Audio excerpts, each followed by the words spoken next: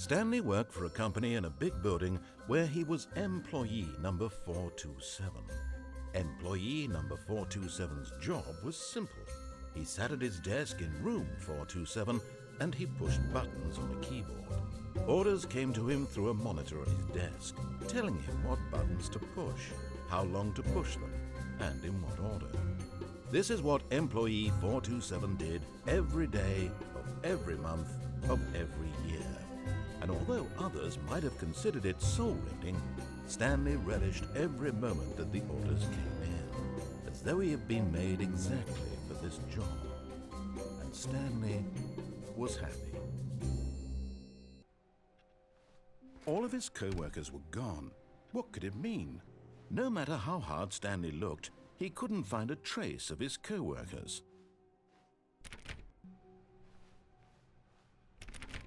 Stanley went around touching every little thing in the office, but it didn't make a single difference. When Stanley came to a set of 2 open doors, he entered the door on his left.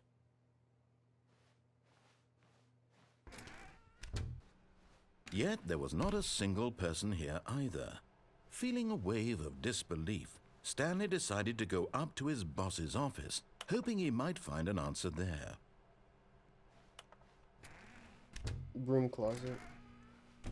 GG. Stanley stepped into the broom closet, but there was nothing here, so he turned around and got back on track.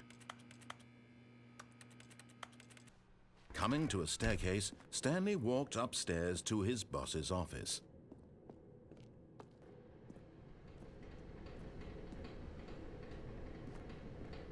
But Stanley just couldn't do it. He considered the possibility of facing his boss. Admitting he had left his post during work hours, his boss would think he was crazy.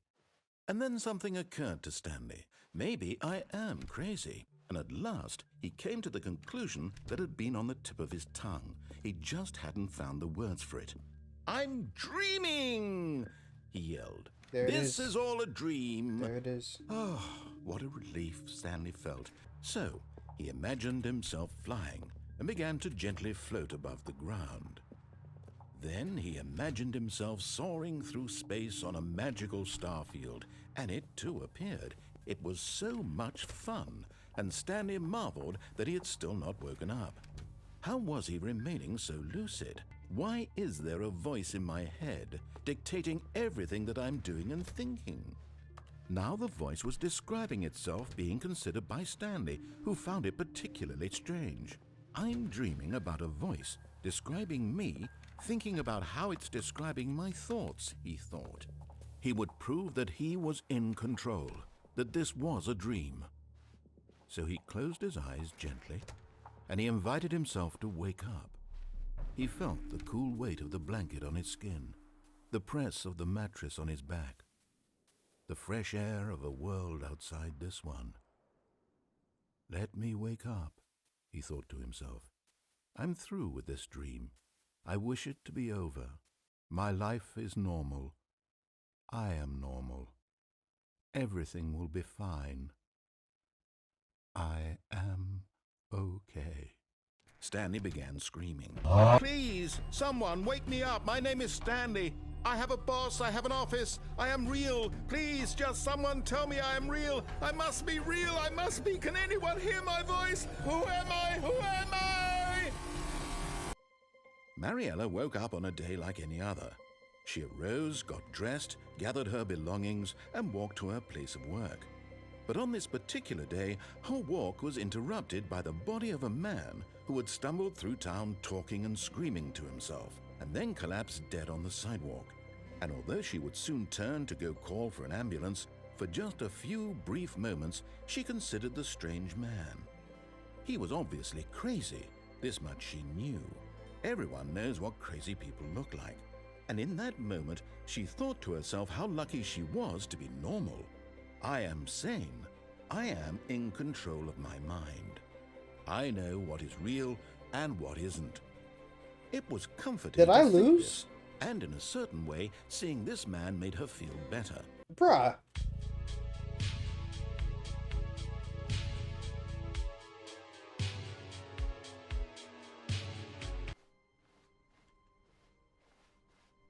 When Stanley came to a set of 2 open doors, he entered the door on his left. Stanley ain't like that today. This was not the correct way to the meeting room, and Stanley knew it perfectly well. Perhaps he wanted to stop by the employee lounge first, just to admire it. Stanley is built different. Truly a room worth admiring. It had really been worth the detour after all, just to spend a few moments here in this immaculate, beautifully constructed room. Stanley simply stood here, drinking it all in. But eager to get back to business, Stanley took the first open door on his left. No, Stanley built different. Stanley was so bad at following directions, it's incredible he wasn't fired years ago. Screw you. They charge you $5,000 for dying on this thing? Look, Stanley, I think perhaps we've gotten off on the wrong foot here. I'm not your enemy, really, I'm not. I realize that investing your trust in someone else can be difficult, but the fact is that the story has been about nothing but you all this time. There's someone you've been neglecting, Stanley. Someone you've forgotten about. Jesus. Please, stop trying to make every decision by yourself. Now, I'm not asking for me, I'm asking for her. I'm gay. This is it, Stanley. Your chance to redeem yourself. To put your work aside. To let her back into your life. She's been waiting. Who is she? I'm gay. Stanley is gay. What's in here? That's her, Stanley. You need to be the one to do this. To reach out to her. If you can truly place your faith in another, then pick up the phone. No. Unplug it. As Stanley picked up the phone, a white light engulfed him, filling him not just with radiance, but with hope. Hope for a life reunited one... Wait. Oh, goodness. Yeah. Stanley, did you just unplug the phone? Yeah. No, that wasn't supposed to be a choice. How did you do that? Swag. You actually chose incorrectly? I didn't even know that was possible. Let me double check. He's going through his papers. Stanley picks up the phone. He's taken to his apartment where he finds his wife, and the two pledge themselves to one another. This is the Music gay comes run. in. How had I not noticed it sooner? You're not Stanley. You're a real person. Yep. I can't believe I was so mistaken.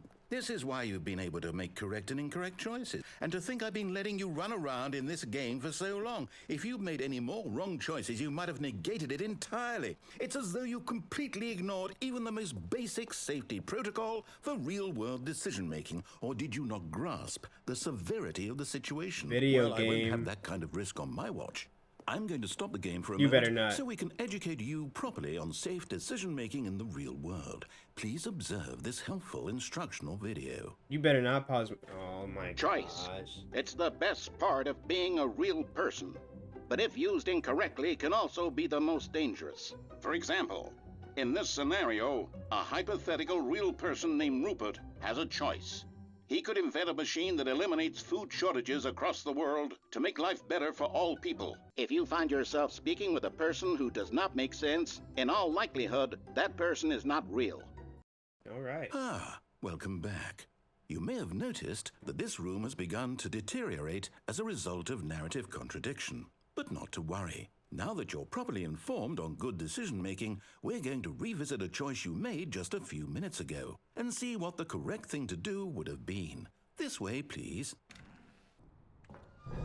Now that we know your choices are meaningful, we can't have you jumping off the platform and dying. True. Imagine the main character dying senselessly halfway through the story. Now remember, all you need to do is behave exactly as Stanley would. That means choosing responsibly and always putting the story first. I'm quite sure you'll be up to the task. Just follow my lead and you'll be fine. All right. When Stanley came to a set of 2 open doors, he entered the door on his left. Stanley is a real one and gay. We going right. No! Why did you do that? Stay mad. Quickly, hurry back in the other direction. Perhaps we're not too late. Fine. Oh, it's ruined. I can't believe, after everything we talked about, that my story, you've destroyed my work. Hey man, Why? it's For okay. what? What did you get out of that? What did you think was so special about seeing the game undone? Left here like so much garbage. It's worthless now. Is it better to shut the game down entirely? To willingly destroy all of my work? I don't know. No, I have to. I have to shut the game down. I have to. No. I have to. You better not. Good heavens. Uh-oh. I'm still here in this pile of rubbish, with you, who thought you were so clever. What, did you think that would be funny? You just had to see? Didn't I impress upon you how important it was to be like Stanley? He actually knows how to do what I tell him to. He understands that if I say to do something, there's a damn good reason for it. You're making him a slave! That thought hadn't even occurred to you, had it? That there's a world outside of you? You're a child. And you're a monster. It would have been so perfect. I worked so hard on it. I tried so hard to make... behave exactly as Stanley would. That means choosing responsibly and always putting the story first. I'm quite sure you'll be up to the task. When Stanley came to a set of 2 open doors, he entered the door on his left. Stay mad. Stay mad. No! Why did you do that? Quickly, hurry back. Behave exactly as Stanley would. That means choosing responsibly. He entered the door on his left. Stay mad. Stay mad. You're mad. Why did you open doors? He entered the door on his... Stay mad. Yet there was not a single person here either. Feeling a wave of disbelief, Stanley decided to go up to his boss's office. Stepping inside his manager's office, Stanley was once again stunned to discover not an indication of any human life. Shocked, unraveled, Stanley wondered in disbelief who orchestrated this, until he saw the door with a voice receiver next to it. And beyond all probability, he knew the passcode. He had seen it on his boss's computer just last week. Night Shark 115. He drew a sharp breath and then spoke the code.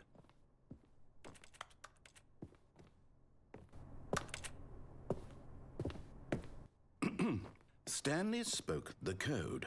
Night Shark 115. He spoke it into the receiver, right there on the wall. I'm sorry, is there a problem? You didn't mishear me, did you? Shut up. Please speak the code into the receiver. Otherwise, we can't get on with the story. This is a crucial step. It's not letting me. Night Shark 115. Okay, fine. You're not going to do it. But you know what? It's pretty humiliating to bring you this far, only for you to suddenly decide you have better things to do. I asked you for this one single thing, for your respect.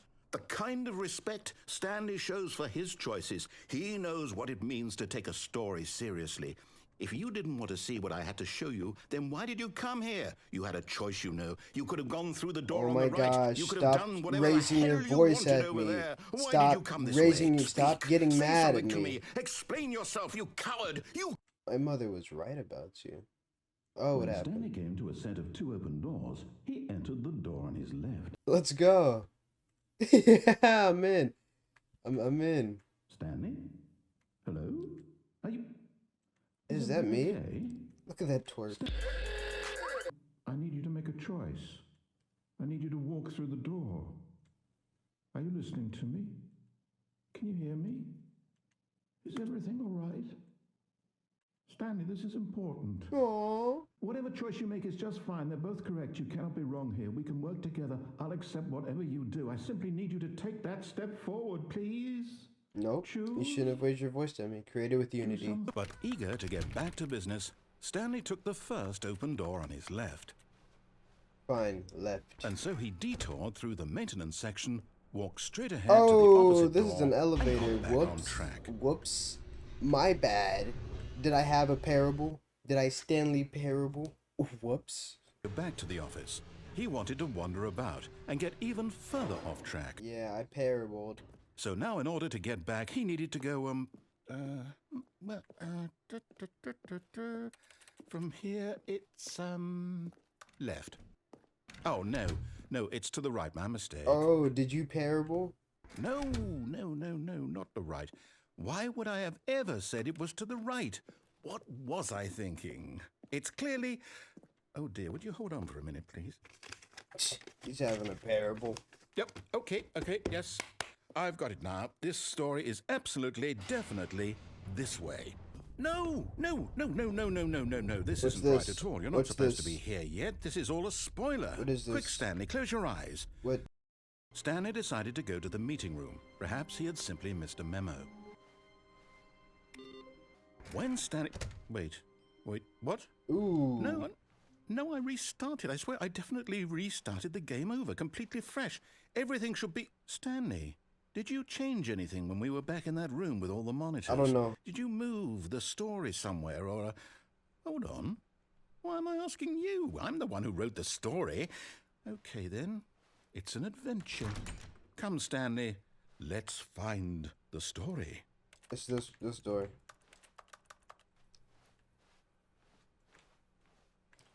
I'll say it.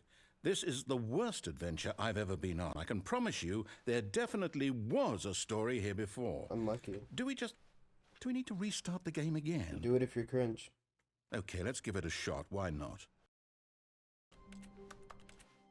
Okay, yep, it's worse. Aha! I knew we'd miss something. The perks. The perk 100. Wait, never mind. Perks. Not the story. Perk 100. The perk 100. Perks. Perk 3000. Perk 100. Perks. Well, I'll be honest, I Perk don't remember this 100. place at all. This is where my parents were killed. My After story I took forgot place the in an perk office 300. building. Perk 3000. Is that correct? Perk 100. Parents were What? killed. Since I've completely forgotten what we were supposed to be doing, how about this? You win! Congratulations! Perks. I Perk know you put in a lot of hard work, and it really paid off. So, good job. 100. The perk 100. The perk 100. Oh, no. I don't feel right about this at all.